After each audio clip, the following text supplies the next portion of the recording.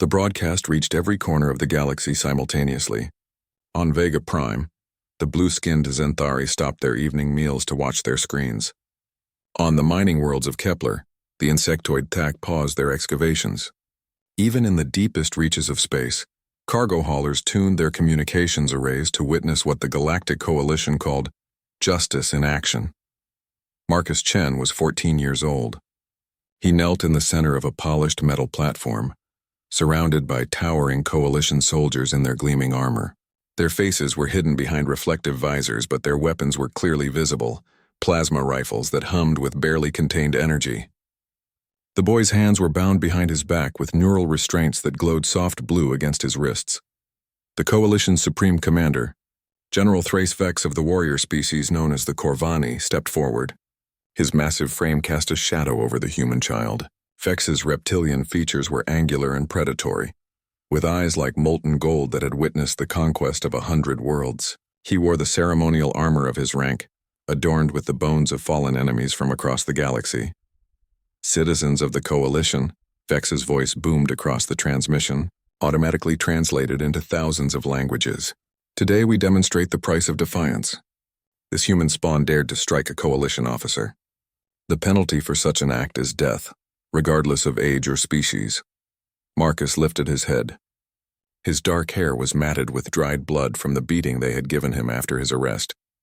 His left eye was swollen shut, but his right eye burned with something that made even the hardened soldiers shift uncomfortably. It was not fear. It was not desperation. It was pure, concentrated hatred. "I'm not sorry," Marcus said, his young voice carrying clearly across the broadcast. "Your officer killed my sister. She was only 9 years old. She was playing in the park when your patrol decided to use it for target practice." General Vex's lipless mouth curved into what might have been a smile. "Human emotions are irrelevant. Your species will learn obedience or you will learn extinction." The execution was scheduled for maximum psychological impact. Earth's time zones had been calculated so that the broadcast would reach the planet during peak viewing hours.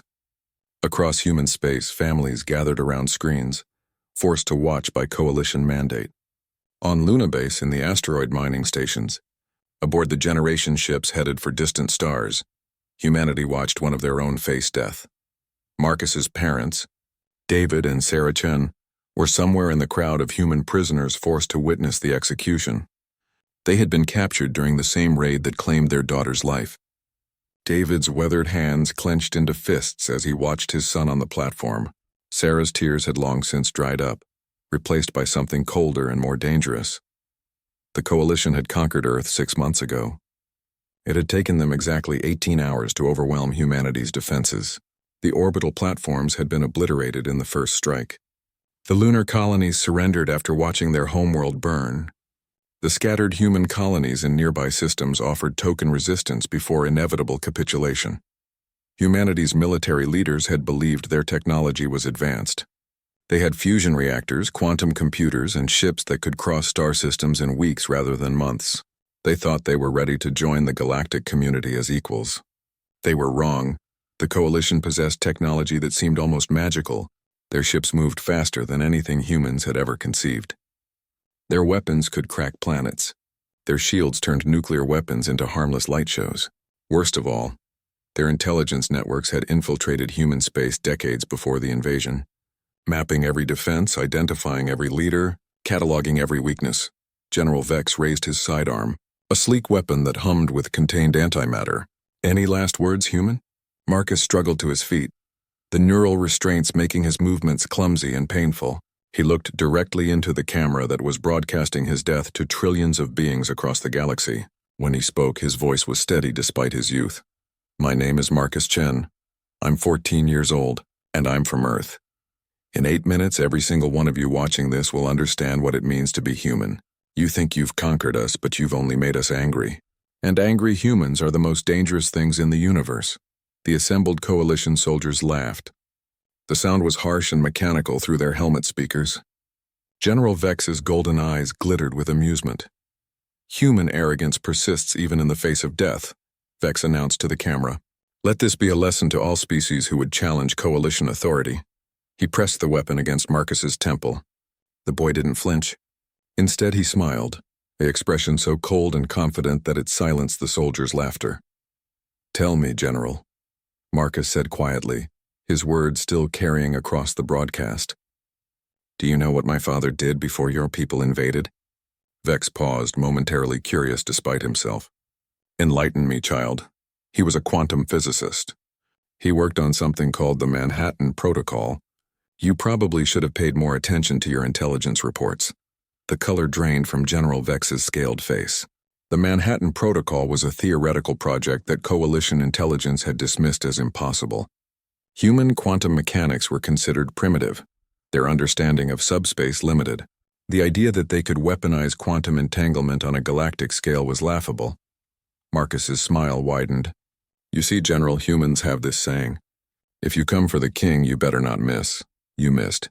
8 light years away, in a hidden facility deep beneath the ruins of Geneva, Dr. David Chen's research team had spent 6 months preparing for this moment. They had known the coalition would eventually capture Marcus. They had known the execution would be broadcast. They had counted on coalition arrogance and their need to make examples. The quantum entanglement device had taken humanity's greatest minds working in secret to complete. It was built using technology salvaged from coalition ships, reverse-engineered and improved upon with human ingenuity. The device could track quantum signatures across impossible distances, following the unique energy patterns that every coalition world emitted. As General Vex's finger tightened on the trigger, deep space monitoring stations throughout human space detected massive energy buildups in hidden locations across dozens of star systems. Ancient human mining ships, thought destroyed, powered up weapons that shouldn't have existed. Sleeper agents activated devices that coalition security had never detected. The execution of Marcus Chen lasted exactly 30 seconds. The coalition's revenge lasted exactly 8 minutes. The antimatter bolt from General Vex's weapon vaporized Marcus Chen's head in a flash of brilliant light. For a moment, the platform was silent except for the hum of recording equipment and the soft breathing of coalition soldiers. The boy's body remained upright for several seconds before toppling forward, the neural restraint still glowing around his wrists. General Vex holstered his weapon with practiced efficiency. "Broadcast this recording to every human settlement in the galaxy," he commanded his communications officer. "Let them see the price of resistance." The Corvani general turned to address the camera directly, his golden eyes reflecting the overhead lights. "This is the fate that awaits all who defy the coalition. We have conquered 300 species across this galaxy. Humanity is no different from the rest. You will serve, or you will die." Across the galaxy, trillions of beings watched the execution with varying degrees of satisfaction, indifference, or hidden sympathy. The coalition's member species had learned long ago that resistance was futile. The Xanthari had fought for 7 years before surrendering. The Thak had managed 3.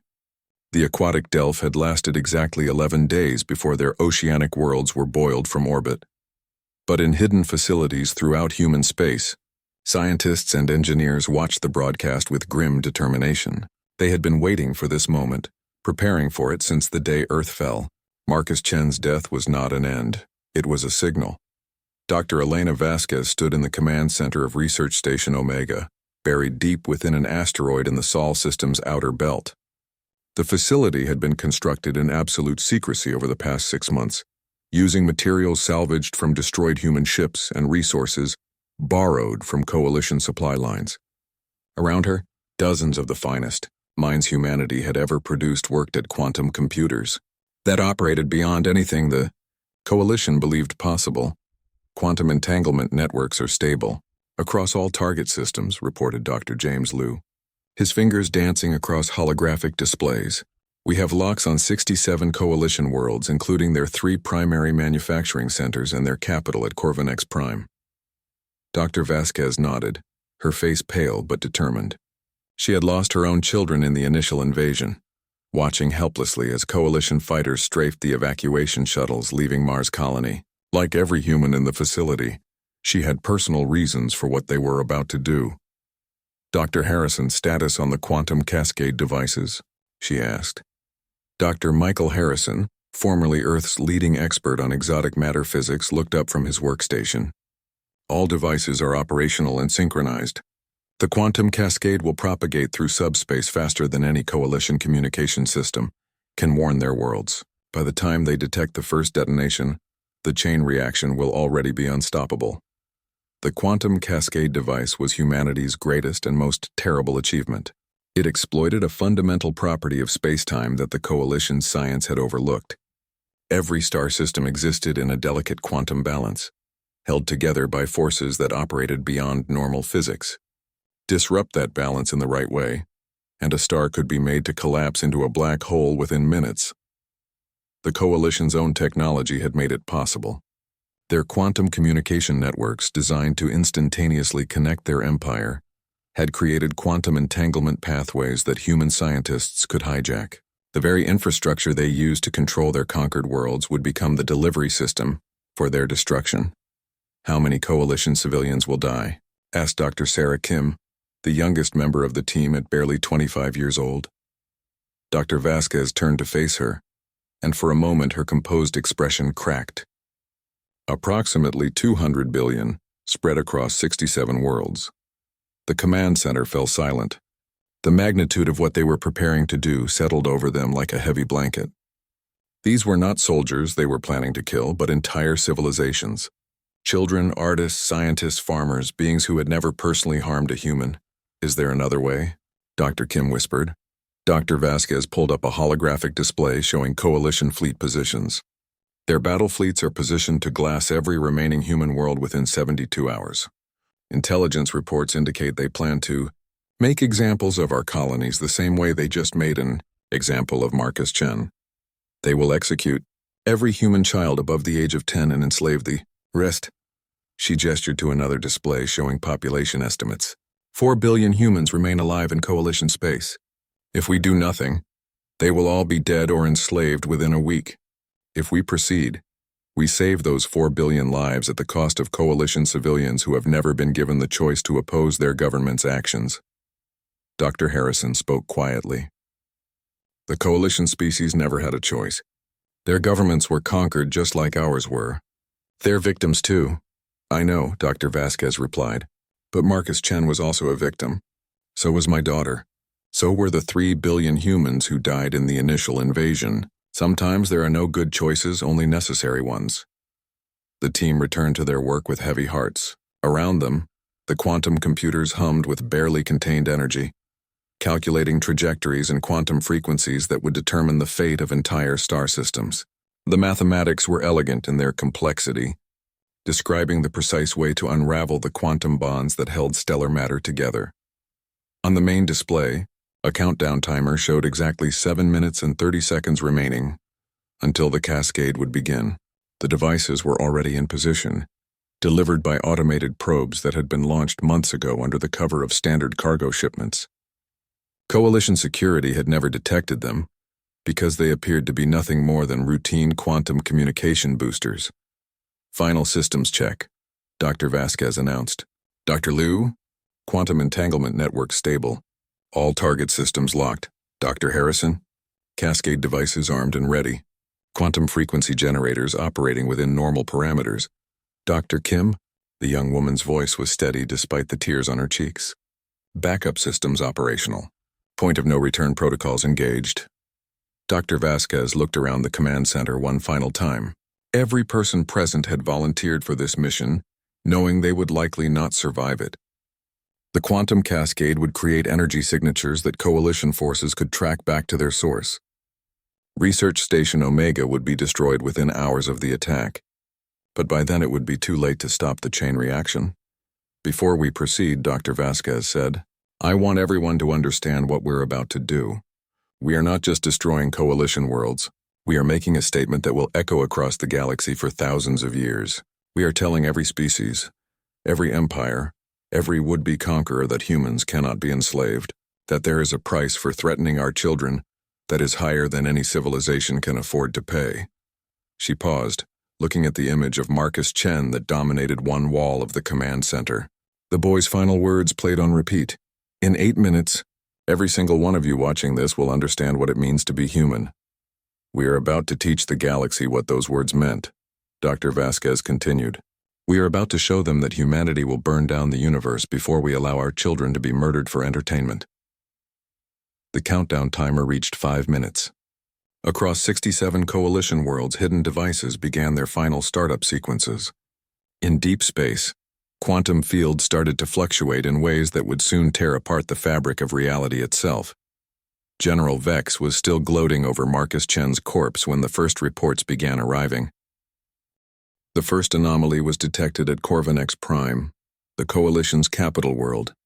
Deep beneath the planet's surface, in the quantum monitoring stations that tracked subspace fluctuations across the Empire, instruments began registering readings that made no sense. Chief Science Officer Kythera Vinth, a Zenthari with over 40 years of experience in quantum mechanics, stared at her displays in confusion. "These readings are impossible," she muttered, her blue-tinted fingers dancing across the control interface. "We're detecting massive quantum cascade buildup in the system's star. But there's no known natural phenomenon that could cause this." Her assistant, a young Thak named Zilch, scuttled closer on his 6 legs. "Could it be equipment malfunction? Perhaps the solar monitoring array needs recalibration?" Kythera shook her head, her concern growing by the second. "I'm reading the same anomalies from 16 different sensor arrays. The quantum matrix holding the star's nuclear fusion together is becoming unstable. If this continues, we're looking at total stellar collapse within—" Her words were cut off as alarms began blaring throughout the facility. Across her displays, red warning symbols appeared as the quantum cascade reached critical threshold.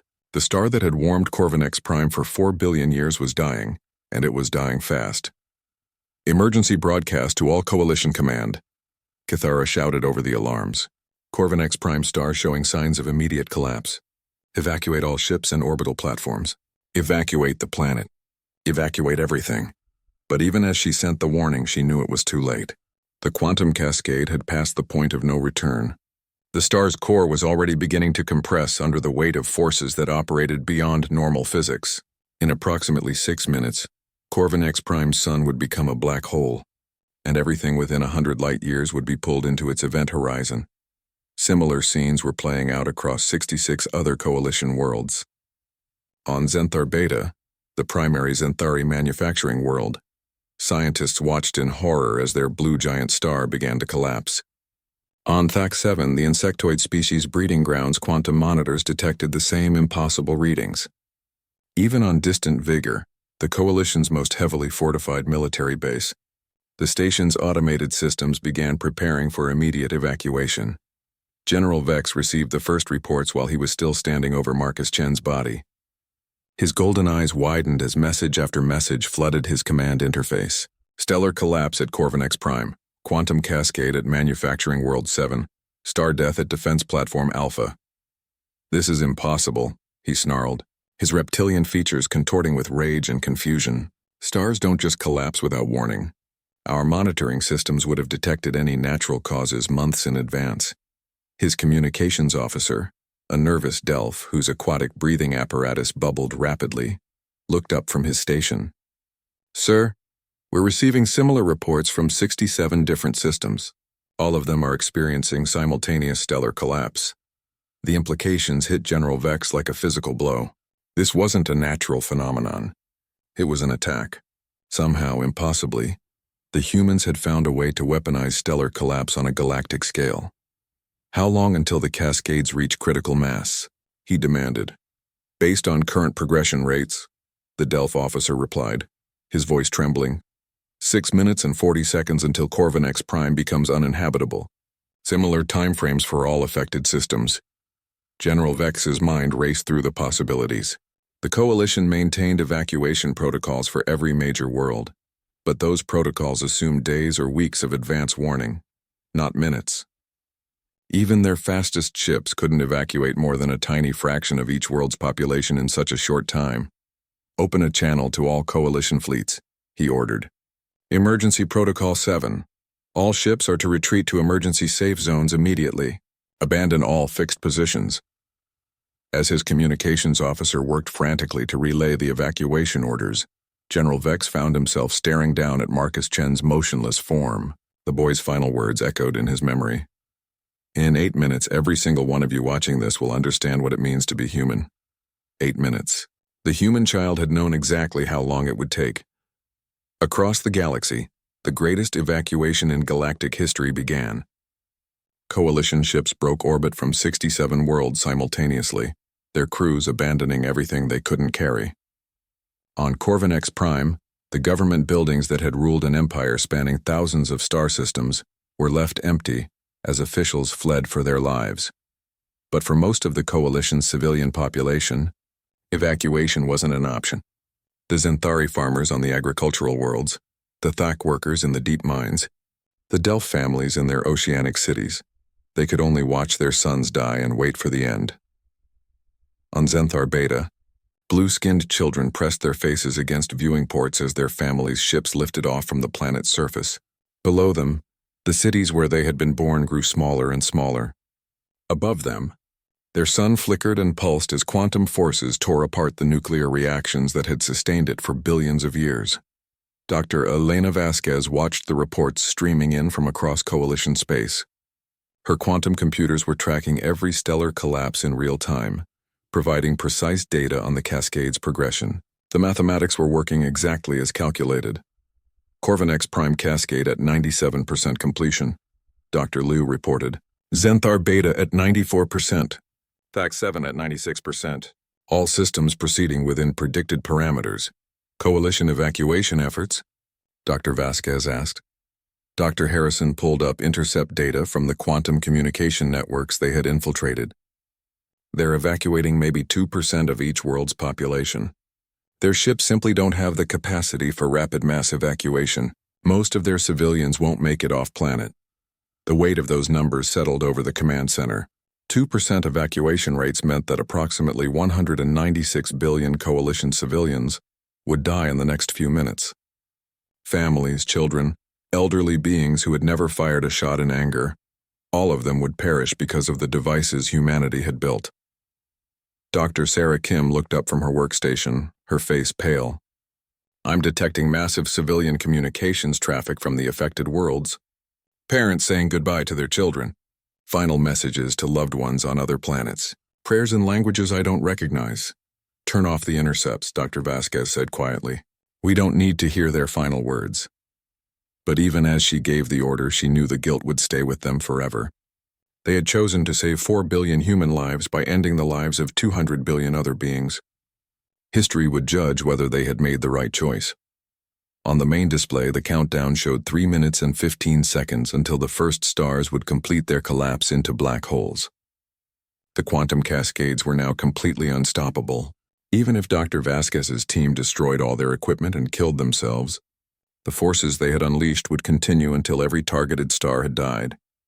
General Vex's ship, the dreadnought Eternal Conquest, broke orbit from the platform where Marcus Chen had been executed just as the boy had predicted. The massive vessel, capable of destroying entire fleets, fled like a frightened animal from forces it couldn't comprehend or fight. As they retreated to the minimum safe distance, General Vex opened a priority channel to the few Coalition leaders who had managed to escape their dying worlds. Citizens of the Coalition, his voice carried across the emergency frequencies.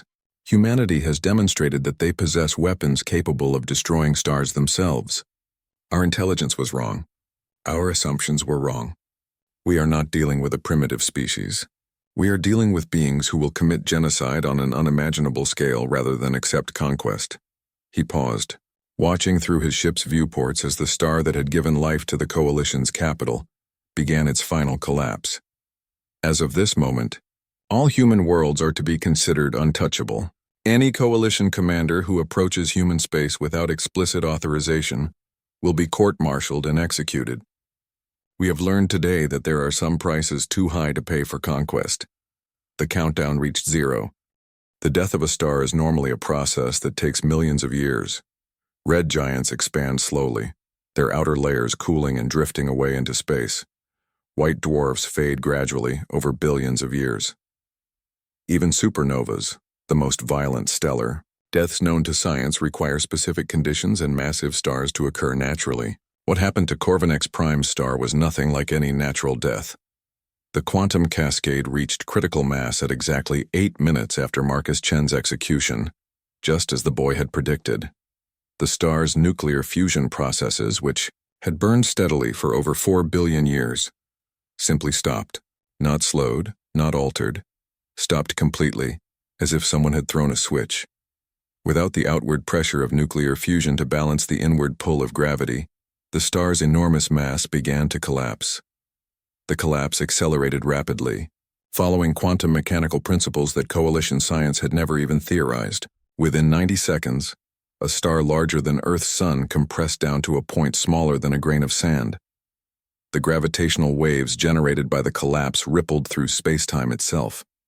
On General Vex's ship, still fleeing at maximum speed, the artificial gravity systems fluctuated wildly. Several officers were thrown to the deck as space itself twisted around them. "Distance to minimum safe zone?" General Vex demanded, gripping his command chair as another gravitational wave passed through the ship. 47 minutes at current speed, his navigator replied, his voice tight with controlled panic. "Sir, if the black hole's event horizon expands beyond projected parameters, we won't make it." Through the ship's rear viewports, they could see the impossible sight of a star dying in fast forward. The brilliant yellow light that had illuminated Corvinex Prime for eons flickered and went out. In its place, a sphere of absolute darkness appeared. A black hole so dense that not even light could escape its gravitational pull. The planet Corvinex Prime, with its gleaming cities and 4 billion inhabitants, was the first to die. The Tau. Massive gravitational forces stretched the world like taffy before tearing it apart completely. Chunks of continent-sized debris spiraled inward, accelerating to significant fractions of light speed before crossing the event horizon and vanishing forever.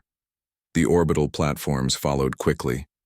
The Coalition's greatest engineering achievements: space, stations the size of small moons, shipyards capable of building dreadnoughts, defensive platforms armed with planet-killing weapons, all of them were reduced to streaming debris in a matter of minutes.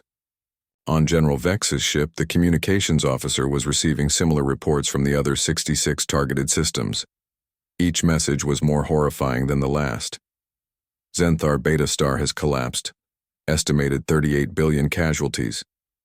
Thak 7 stellar death confirmed. All 7 planets in the system destroyed.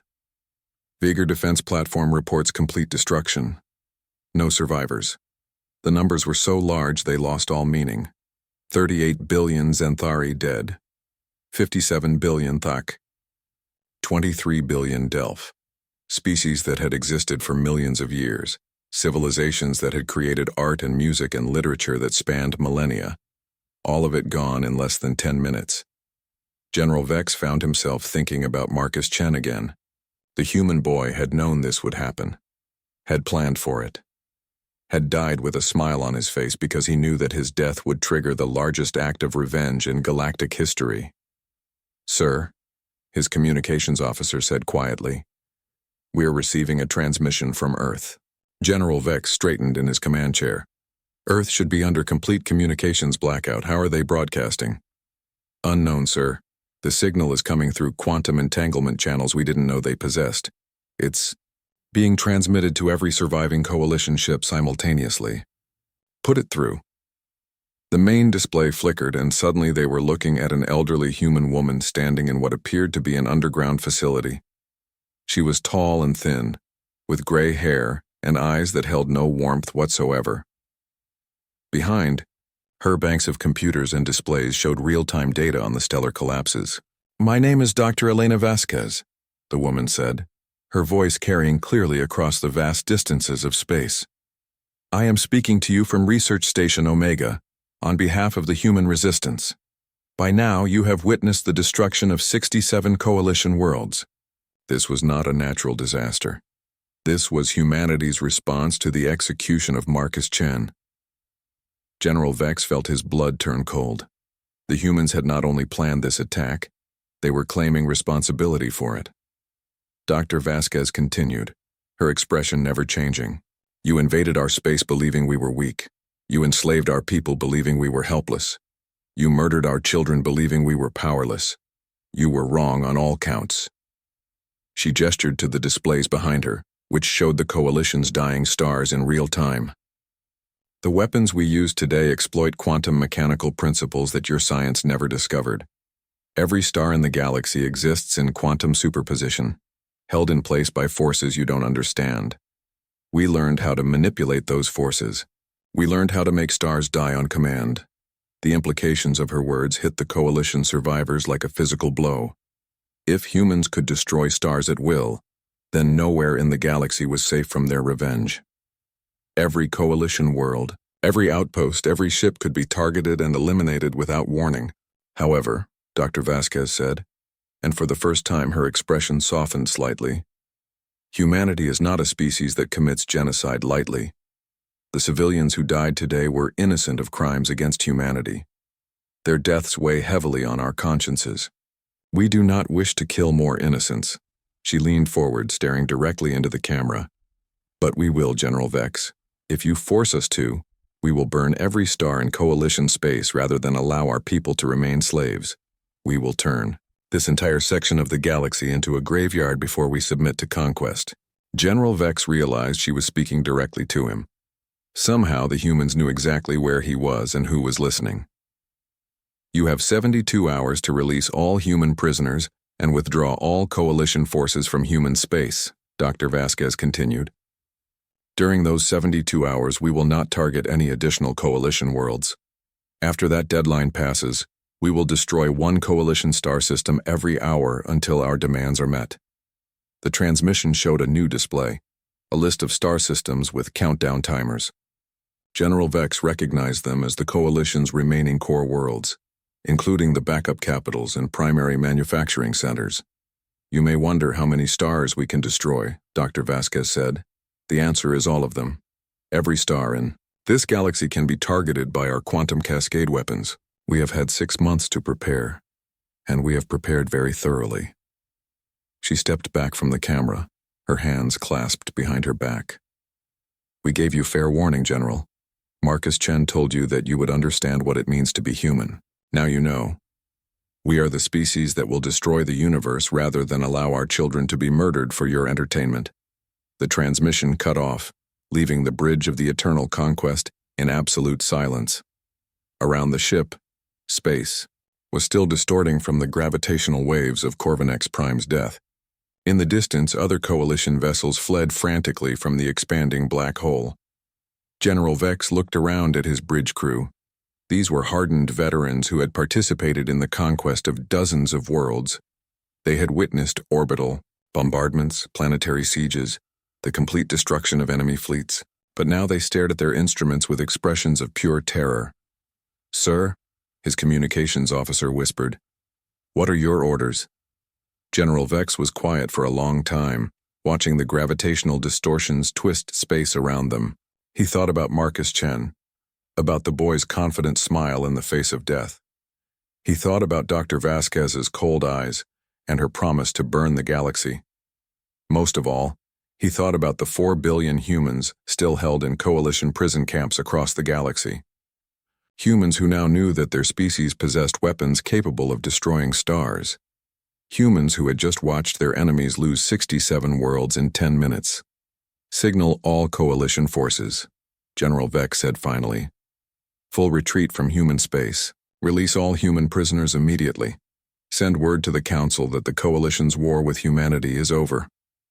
He paused, looking once more at the black hole that had been Corvinex Prime. "And someone find out if we have any protocols for surrendering to a species we tried to conquer." The Coalition's surrender was unprecedented in galactic history. Never before had an empire that controlled 300 worlds and commanded fleets capable of cracking planets simply laid down their arms and retreated. But as word of the stellar destruction spread across the galaxy, every species understood that humanity had changed the rules of warfare forever. On Theta Station, one of the Coalition's largest prison complexes, Commander Yilthan Cross received General Vex's surrender order with disbelief. The Zenthari officer stared at his command display, reading the message 3 times before its meaning fully registered. "All human prisoners are to be released immediately," he read aloud to his staff. "All coalition forces are to withdraw from human space within 72 hours. Any commander who fails to comply will be considered a rogue agent and subject to immediate termination." His second-in-command, a Thak named Zelik, clicked his mandibles nervously. Sir, this prison contains over 200,000 human civilians. If we release them all simultaneously, they could overwhelm our remaining security forces. Commander, Cross looked through the reinforced windows of his office at the vast prison complex below. Rows upon rows of detention blocks stretched to the horizon, each one packed with human families who had been captured during the invasion. The prison had been designed to hold them indefinitely while they were processed for slave labor assignments across Coalition space. Sir, Zellick continued, perhaps we should request clarification from High Command. This order seems— Have you seen the reports from Corvinex Prime? Commander Cross interrupted. Have you seen what these humans did to 67 of our worlds? Zellick's compound eyes dimmed with fear. Yes, sir. But surely they wouldn't target a prison facility. The risk to their own people. They killed 200 billion Coalition civilians without hesitation, Commander Cross said quietly. Do you really think they won't sacrifice 200,000 of their own to destroy us if we don't comply? The commander activated his facility-wide communication system. Throughout the massive prison complex, speakers crackled to life. Attention all prisoners. By order of Coalition High Command, you are hereby granted immediate release. Security barriers are being deactivated. Transport ships are being prepared for your departure. You have 6 hours to clear this facility. The reaction was immediate and overwhelming. In the detention blocks, humans who had spent months in captivity suddenly found their cell doors opening. Families separated during the invasion were reunited. Children who had given up hope of ever seeing their parents again ran crying into waiting arms. But the celebration was mixed with suspicion and fear. Many of the prisoners had been tortured during their interrogations. They had watched friends and family members disappear into Coalition experimental facilities, never to return. The sudden offer of freedom seemed too good to be true. Sarah Chen stood in the doorway of her cell, holding her husband David's hand tightly. They had been separated for weeks after Marcus's capture, each believing the other was dead. Now they were reunited, but their son was gone forever. Is it real? Sarah whispered, watching Coalition guards actually helping prisoners gather their few possessions. Are they really letting us go? David pulled up news feeds on a smuggled datapad that other prisoners had managed to hide from the guards. The headlines were incredible, almost impossible to believe. 67 Coalition worlds destroyed. Stars turned into black holes. Humanity's quantum weapons eliminate billions. My God, David breathed. Elena actually did it. She built the Cascade devices. Sarah looked at him with confusion. Elena? Elena Vasquez from the Geneva Project? She was my research partner before the invasion. We worked together on the quantum entanglement theories. If anyone could weaponize stellar collapse, it would be her. David's voice was filled with equal parts admiration and horror. But the cost. 200 billion Coalition civilians. Around them, other prisoners were coming to the same realization. The freedom they were being offered had been purchased with an act of genocide that made the Coalition's own atrocities seem small by comparison. Humanity had not just defeated their conquerors, they had terrified them into submission. Dr. Marcus Chen Sr., David's father and Marcus's grandfather, approached them through the crowd of released prisoners. The elderly physicist had been captured during the raid on Luna University, where he had been working on defensive technologies. His face was gaunt from months of inadequate prison rations, but his eyes burned with fierce pride. They named the operation after our boy, he said quietly. The Marcus Protocol. Elena sent word through the underground networks. Every device, every quantum cascade, every dead Coalition world, it's all in memory of what they did to Marcus. Sarah began to cry, but they were not tears of sadness. They were tears of rage and pride and terrible satisfaction. Her son's murder had sparked a response that would echo through galactic history. No species would ever again underestimate humanity's capacity for revenge. The evacuation of Theta Station proceeded with remarkable efficiency. Coalition transport ships, the same vessels that had been used to ferry human slaves to labor camps, now carried freed prisoners back toward human space. The guards who had tormented them for months now treated them with nervous respect, clearly terrified of what other weapons humanity might possess. Commander Cross personally oversaw the evacuation, ensuring that every human made it aboard the transport ships safely. He had received reports that some coalition commanders were refusing to comply with the surrender order, arguing that releasing prisoners would only strengthen humanity's position. Those commanders were finding their own star systems targeted by mysterious quantum anomalies. As the last transport ship departed Theta Station, Commander Cross received a personal message on his private communication channel. The sender was listed as Dr. Elena Vasquez, Human Resistance Command. Commander Cross, the message began. We have been monitoring your compliance with the evacuation order. Your treatment of our people during their release has been noted and appreciated. You will be granted safe passage to neutral space. Cross felt a chill run down his spine. The humans were watching everything, monitoring every coalition commander's actions in real time. They had infiltrated the coalition's communication network so completely that they could send personal messages to individual officers. However, the message continued, we are aware that some of your fellow commanders are refusing to release their human prisoners. They believe that holding our people hostage will protect them from our quantum weapons. They are wrong. The message included a list of 12 coalition facilities where human prisoners were still being held.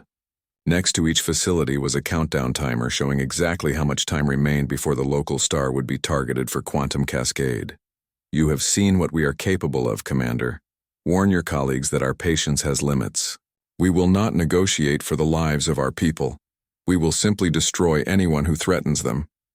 The message ended with a final line that made Cross's blood run cold. Your cooperation in this matter ensures that your homeworld of Zenthar Alpha will not be added to tomorrow's target list. Cross immediately opened communication channels to every coalition commander on the list. Some responded with defiance, claiming that humanity wouldn't dare destroy additional stars with their own people still in the target zones. Others argued that the quantum weapons were a bluff, that no species could actually possess technology capable of such destruction.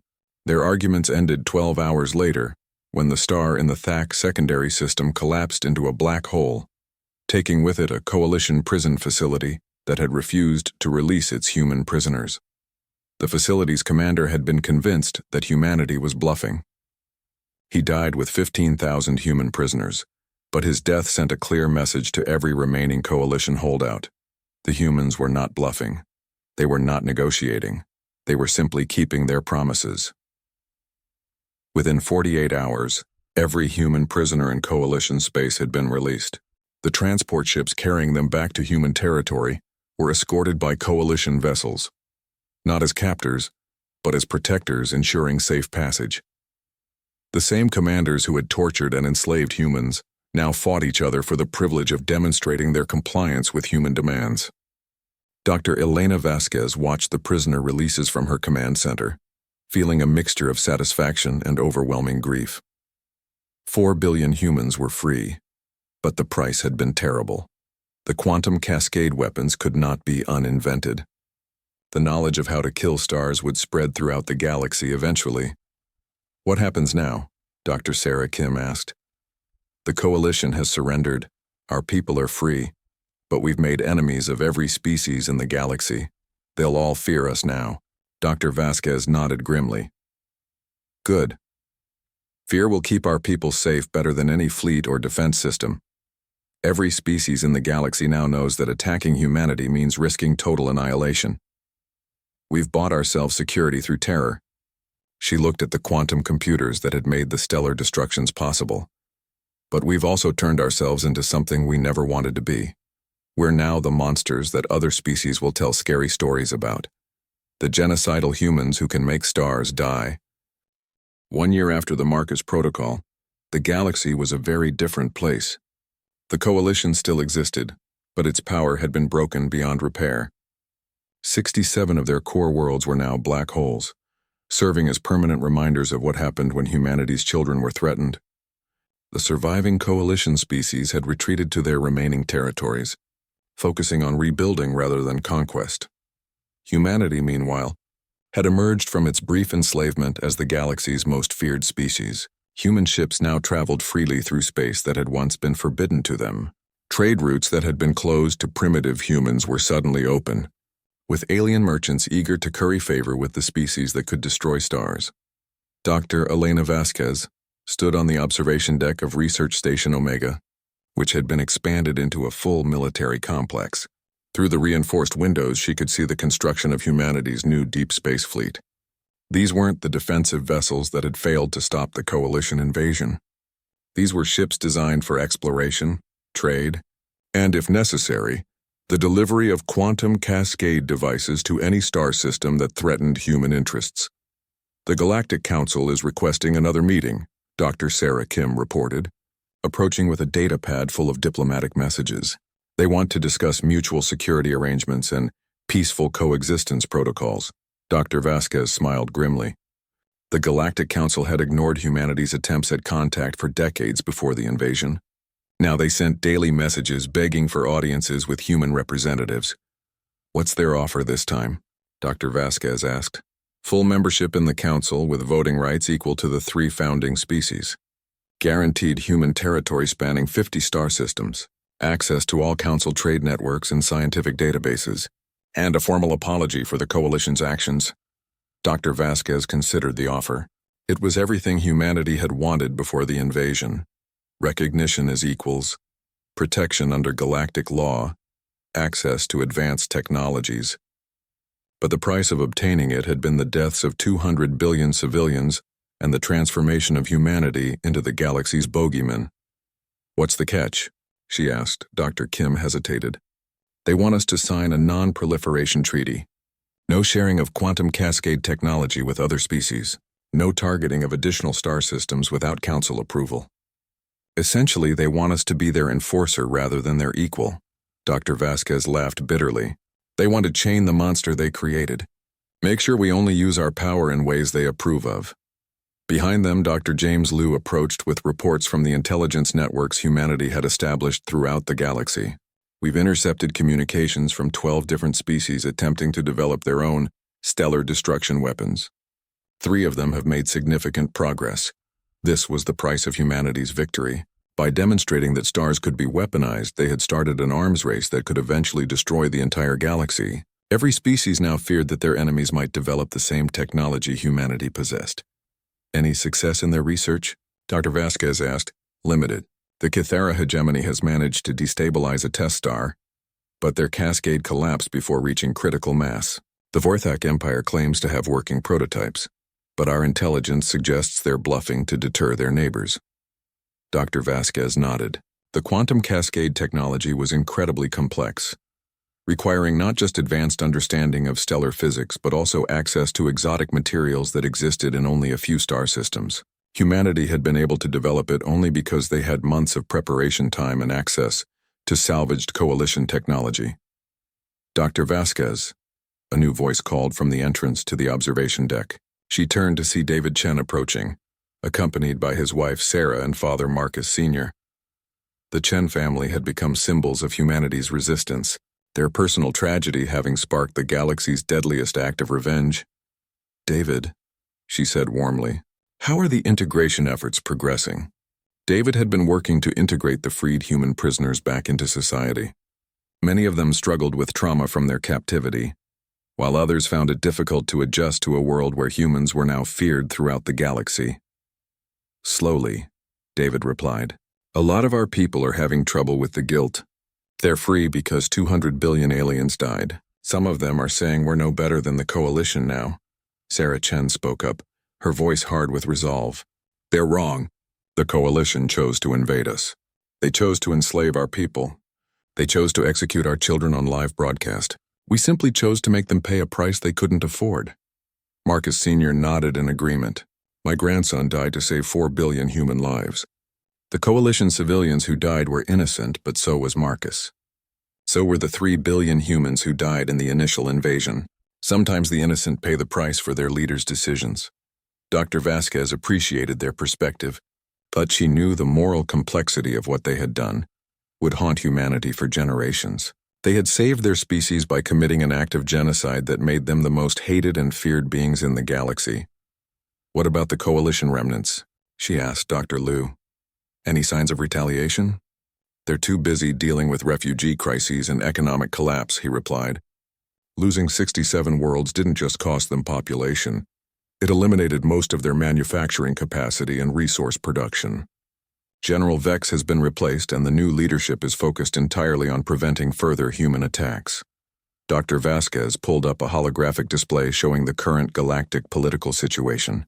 The Coalition's territory was marked in red, showing the massive gaps where their worlds had once existed. Human space was marked in blue, and it was expanding rapidly as exploration ships claimed uninhabited systems. We're receiving settlement requests from 17 different species, Dr. Kim reported. They want to establish colonies in human space under human protection. Apparently, living under our authority is preferable to risking attack from their traditional enemies who might now possess stellar weapons. The irony wasn't lost on Dr. Vasquez. Humanity had gone from being the galaxy's newest species to being its reluctant protector in less than a year. Species that had once looked down on humans now begged for their protection. There's something else, Dr. Liu said quietly. We've detected quantum anomalies in the Andromeda galaxy.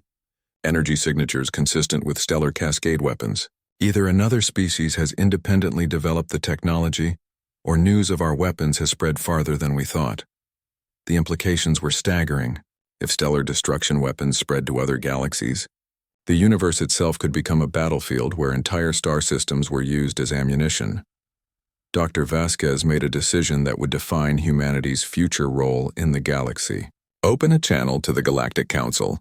Tell them we accept their offer of membership but with our own conditions.